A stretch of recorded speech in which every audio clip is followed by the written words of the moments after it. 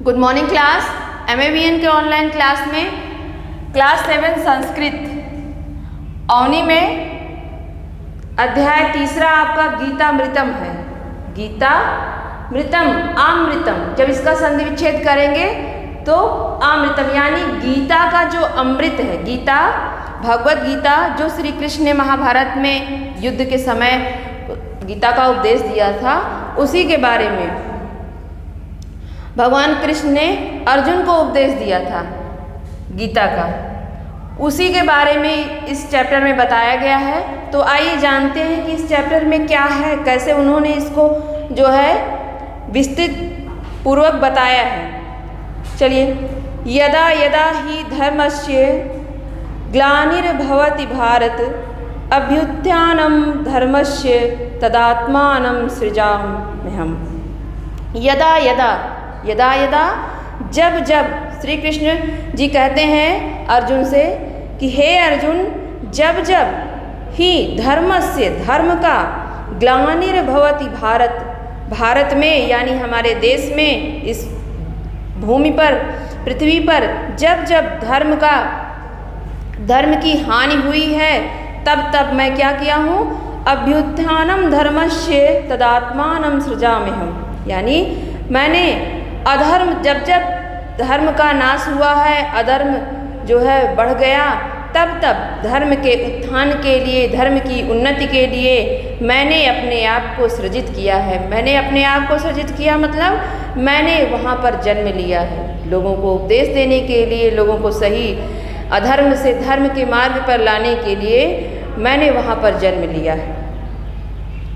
दूसरी लाइनों में परित्राणाय साधूनां विनाशाय च दुष्कृतां धर्म संस्थापनार्थाय संभवामि युगे युगे। अभी कुछ दिन पहले आपके टीवी पर जो है ये महाभारत शुरू किया गया था, तो उसमें बहुत अच्छे तरीके से गाकर जो है लोगों को बहुत ही वो लोकप्रिय हुआ था, उसी को इसमें दिया गया है। परित्राणाय साधूनां, श्री कृष्ण जी कहते हैं कि हे अर्जुन, साधु नाम यानी सज्जनों के उत्थान के लिए, सज्जनों, साधु नाम जो साधु हैं, जो सज्जन हैं, अच्छे पुरुष हैं, उनके उत्थान के लिए, उनके उत्थान के लिए विनाशाय च दुष्कृताम, मैं विनाश करता हूँ किसका, दुष्टों का। सज्जनों के उत्थान के लिए मैं दुष्टों के विनाश के लिए और धर्म संस्थापनार्थाय संभवामि युगे युगे, यानी युग युग में मैं संभव हूँ, यानी युगों युगों से जब जब अधर्म जो है बढ़ा है, धर्म की स्थापना के लिए मैंने जन्म लिया, धर्म की स्थापना के लिए मैंने वहाँ पर जन्म लिए। ये युगों युगों से चला आ रहा है कि जब अधर्म अपनी सीमा पर पहुँच जाता है, तब दुष्टों का नाश करने के लिए मैं पृथ्वी पर जन्म लेता हूँ। फिर तीसरे पैराग्राफ में कर्मण्येवाधिकारास्ते माँ फलेषु कदाचन माँ कर्म फल हेतुर्भू माते संगोस्तु कर्मणि। श्री कृष्ण जी कहते हैं, हे अर्जुन, कर्मण्य यानी कर्म पर, वाधिकारास्ते यानी कर्म पर तेरा अधिकार है, कर्म पर ही तेरा अधिकार है। माँ फलेषु कदाचन, फल पर नहीं, कर्म करो, फल की परवाह मत करो, फल की इच्छा मत करो।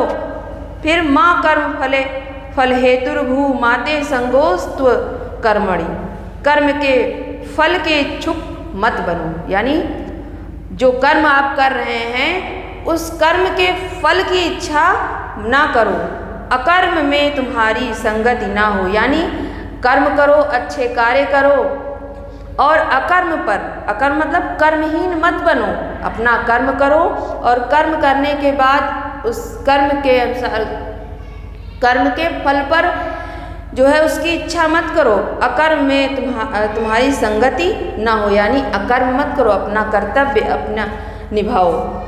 फिर आगे पैराग्राफ में वासांस जीर्णानि यथा विहाय नवान गृह्णाति नरोपराणि तथा शरीराणि विहाय जीर्णान्य न्यानि संयाति नवानि देहि कहते हैं वांसासी। वांसासी श्री कृष्ण जी कहते हैं हे अर्जुन, जैसे वासांसी मनुष्य, नरो प्राणी मतलब नर यानी मनुष्य, पुराने, जीर्णानि मतलब पुराने वस्त्रों, वासांस मतलब वस्त्रों को, पुराने वस्त्रों को त्याग कर, विहाय मतलब त्याग कर, छोड़कर, दूसरे, नवानि मतलब नए, गृहणाति नए वस्त्रों को ग्रहण करता है, वैसे ही तथा वैसे ही शरीराण विहाय जीर्णान्य न्यानि संयाति नवानि देही, वैसे ही जीवात्मा यानी जितने भी जीव होते हैं उनकी आत्मा पुराने शरीर को त्याग कर नए शरीर को प्राप्त करती है, यानी नया शरीर धारण करती है।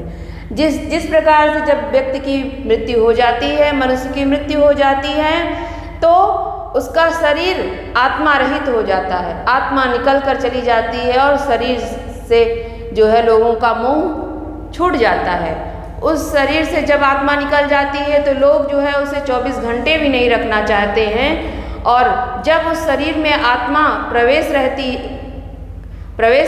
रहती है तब उस शरीर से व्यक्ति को इतना मोह रहता है, इतना उसे संजोए रहता है कि कोई उसे धूप ना लगे, उसे कहीं कुछ चुभे ना।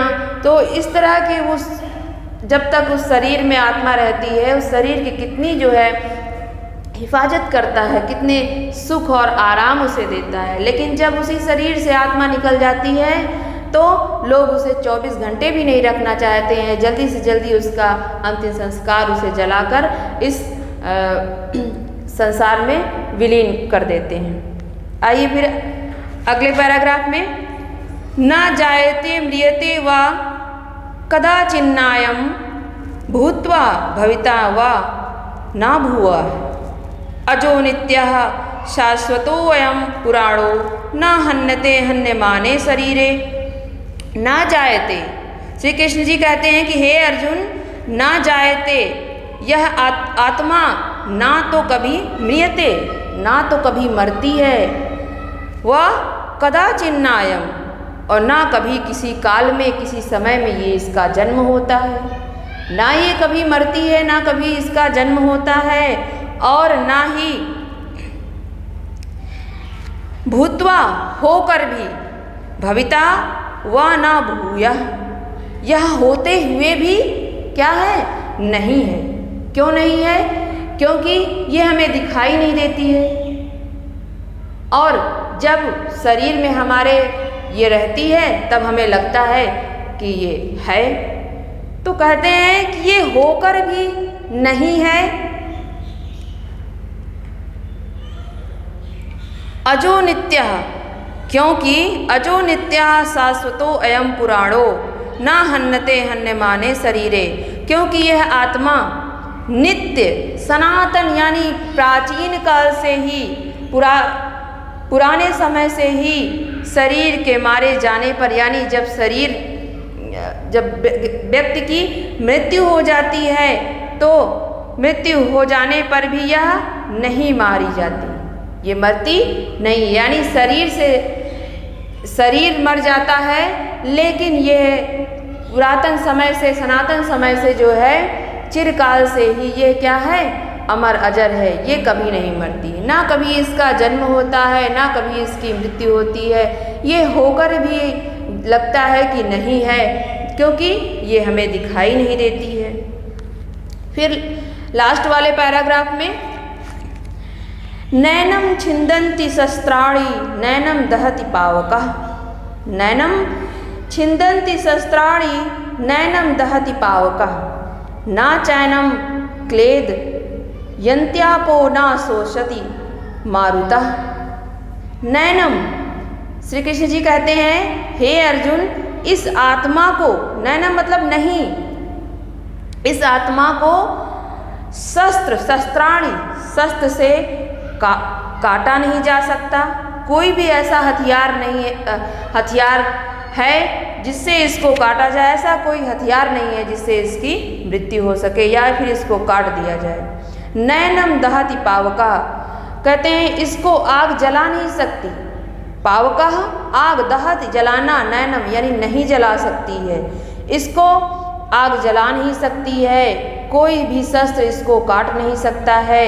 ना चैनम क्लेद यंत्यापो ना शोष्यति मारुतः। और कहते हैं कि कोई भी ऐसा कोई जल नहीं है जिससे इसको भिगोया जा सके, यानी इसको गीला कर दिया जाए। ना शोष्यति मारुतः और वायु इसे सुखा नहीं सकती है। जल इसे गीला नहीं कर सकती और गीला नहीं कर सकता, वायु इसे सुखा नहीं सकती है।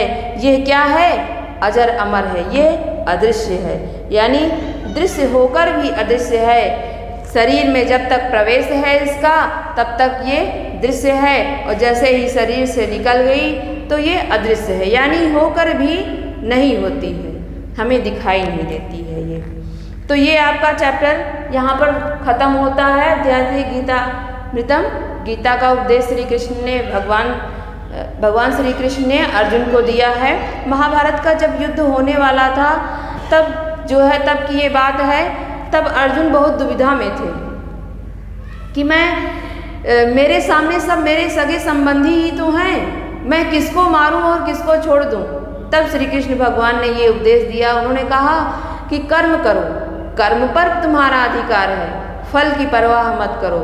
और जिन परिवार जनों की, सगे संबंधियों की तुम परवाह कर रहे हो, युद्ध की ये नीति है कि सामने जब हम युद्ध क्षेत्र में हैं तो सामने वाला हमारा दुश्मन होता है, चाहे वो सगा संबंधी हो चाहे कोई भी हो। तो हमें उस समय जो है युद्ध की नीति अपनाना चाहिए, हमें युद्ध करना चाहिए।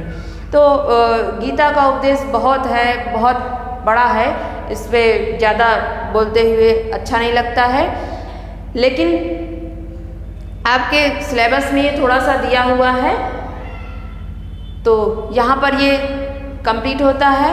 बाकी का आपको ये PA1 का आपका सिलेबस यहाँ पर चैप्टर 3 कंप्लीट हो गया है। फिर आपसे मिलते हैं अगले चैप्टर में, तब तक के लिए धन्यवाद।